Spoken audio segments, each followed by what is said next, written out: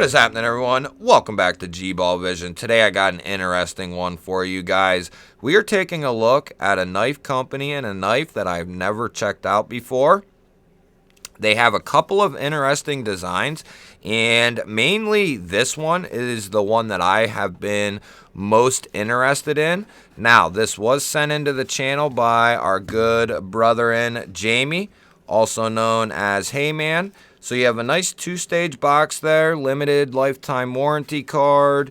Now, he told me this is one of his primary work knives. So this is a user. So bear with any love marks or anything like that there may be. This is not brand new. So bear with any marks. So it looks like we have a titanium frame lock here, exposed frame lock. They do tons of different versions of this. They have FRN, G10, titanium, carbon fiber. They do frame locks, liner locks. They have D2, 14C, and there might even be another steel that I'm not thinking of. That's some nice carbon fiber. Reminds me of my TRM Neutron 2. Looks like cross-cut carbon fiber. You have a diamond titanium texture there. Just double check that. Yeah, that's titanium. Looks like a titanium clip. Yes. And then you have a steel or titanium backspacer. That is titanium, or that is steel, I'm sorry. So you have a geared steel backspacer mixed with the carbon fiber and the titanium. I don't mind that. That gives it some extra rigidity. And you're looking at steel for your hardware, and then steel for your blade, which is a good thing. Stone washed, looks good. I could do without the Willumsen, just give us the logo and be done with it. You have a nice cutout for deployment, nice swedge going to the tip. On the clip side, you have the name of the knife, the Chibs, and this one is in D2, which I didn't know. I thought this would be in 14C or something else, S35 or something. But D2 done right with the right finish on the blade is going to be a great user, which is what this is. So you have the cutout and the rear flipper. The detent is a touch light, could be a little stronger, but I think that would also cause issues if it was a little stronger with deploying the knife. So maybe that's a good thing that it's not quite as stout. So they have a good, clean looking design here, an interesting design. I wouldn't mind also checking out one of their liner lock versions as well. Yeah, it feels good. You know, if you hit the flipper right, it feels pretty good. Reverse flick feels pretty good. Now, this is not a fidget knife or anything like that. This is just Jamie's work knife. He did say he paid between $100 and $150. He wasn't sure exactly how much. Probably in the middle somewhere, $120 or $130 would be my guess, just based off the materials. I would have liked to have seen 14C. Could they make one in 14C? And I just don't know. Possibly, yeah. And that one would probably be a little bit more. It's always interesting to me. Companies will do like titanium and carbon fiber, and then they put D2 on the blade, which if they're going to keep the price lower, you know, $100 or so, Tucson does that where they have $80, $90, $100 knives with titanium and D2, even cheaper sometimes. I think that's cool. You know, that's all right with me, letting people experience the handle materials and not necessarily the premium steel, where some knives are a super steel and then you get plastic on your handle. You know, so this is kind of the reverse of that. You're getting premium handle materials and combination, and then you're just getting a basic steel. And I have knives like that. I think this would make a nice user, though, and Jamie seems to really like this knife. As far as being a user for work, he did say that he thought the steel hardware was not treated properly, basically. He thought it was a little soft. He went to take this apart, and the screws just felt like they were, the threading, the tooling was getting ripped up by the driver. He said he thought that it was a little soft. And that always goes back to, my thoughts on, and I'm not saying Willumsen is doing this, but companies will cut corners where they can. If they can get away with it, they'll continue to do it. I'm not saying that's the case here. Maybe it's just a bad batch of hardware. Maybe they would take care of it right away if you contacted them. That's one thing I don't know about them. I don't know much about them. I wouldn't mind contacting Willumsen and seeing if they would send in new hardware for this knife, see what they would say, see what their customer service is like.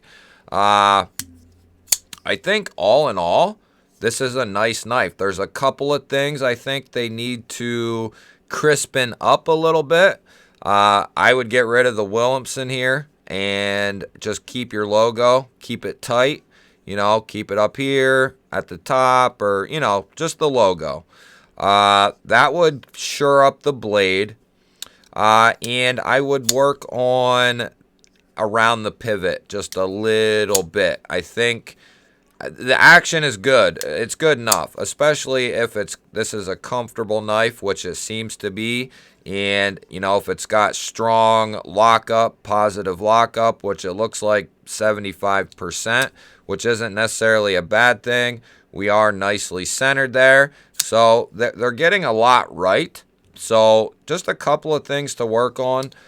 Making sure, you QC the hardware. Make sure the hardware is up to spec and not going to be stripping out on, the first disassembly. That cannot happen. The knife basically becomes almost, if you use this knife and you can't take it apart to clean it, it becomes basically useless. So, that's not a good thing, that the hardware is easily stripped. Now, I'm noticing, I can get to the lock bar easily, but it's not the most comfortable lock bar to disengage. I would prefer them to lengthen this chamfer and thicken it up a little bit. And what I mean by that is this feels a little thin here when you are disengaging it. I would like to see this chamfer longer and a little bit thicker, not quite as thin, because you can feel that point here when you are disengaging it. So that's something else that I would, say to correct. A couple minor things, the logo there, get rid of that, or the name. Make sure your hardware is right. Give us a little better chamfer and maybe even a little bit more access. Kind of chamfer this out a little bit more here on the show side. It won't bother the aesthetics at all if there's a nice, nice little chamfer there. It won't bother it at all. And then give us a little better chamfer job here on the lock bar. All in all, though, it's a great looking knife.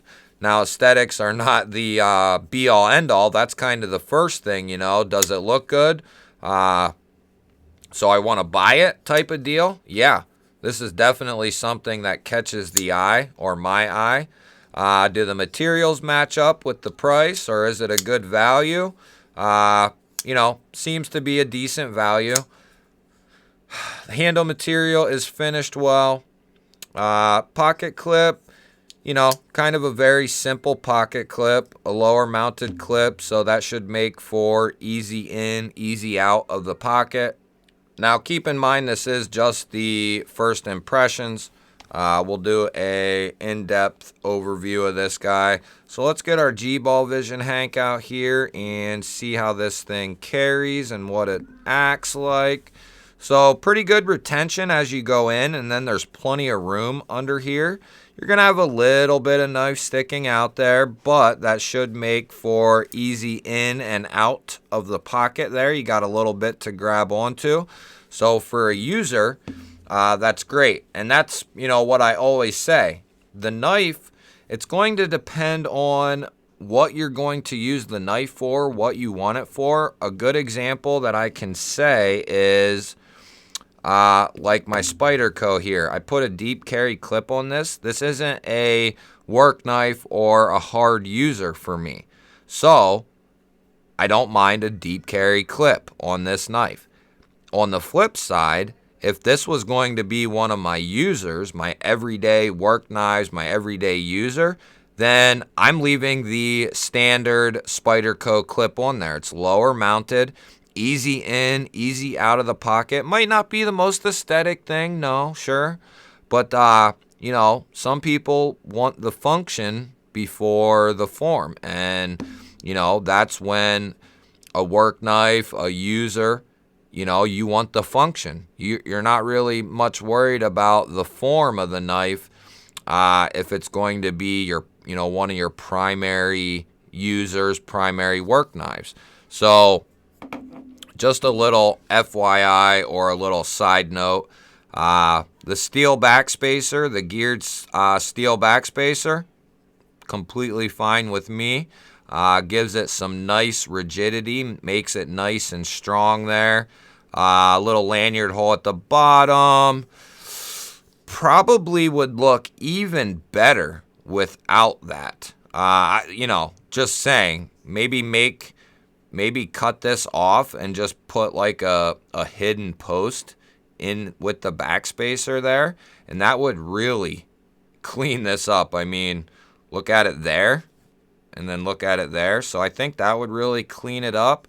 I think, you know, a version that's just the cutout would also be a good option. You know, you take the flipper tab out and that lanyard, and boy, this thing looks clean. Ooh, that looks real good. No flipper and no lanyard hole, and give us like S30 on the steel or something.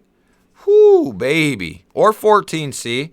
That would be, ooh, so good. So, you know, if Willumsen ever sees this, I'm giving you some good ideas to clean this up, you know, to make this 100%. Because I think they got a good basis here.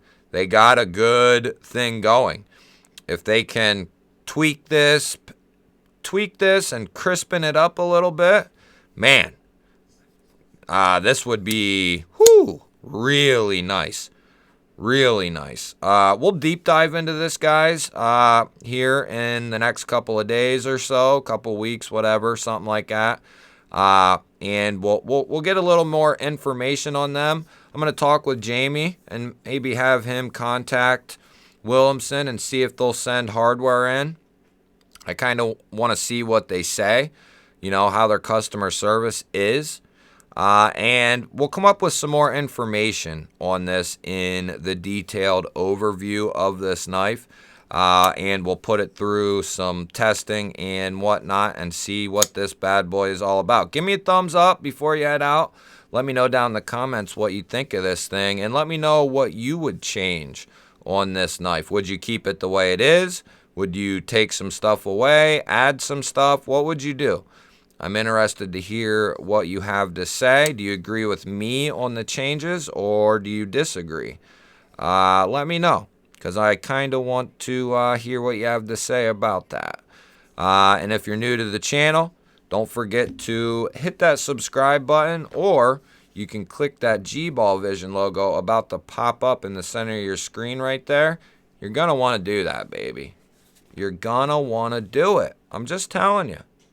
You're going to want to sub, because you're going to keep coming back and keep coming back and keep coming back. So you might as well just sub right now. Right now, I said. Love you guys, and I will catch you on the next one.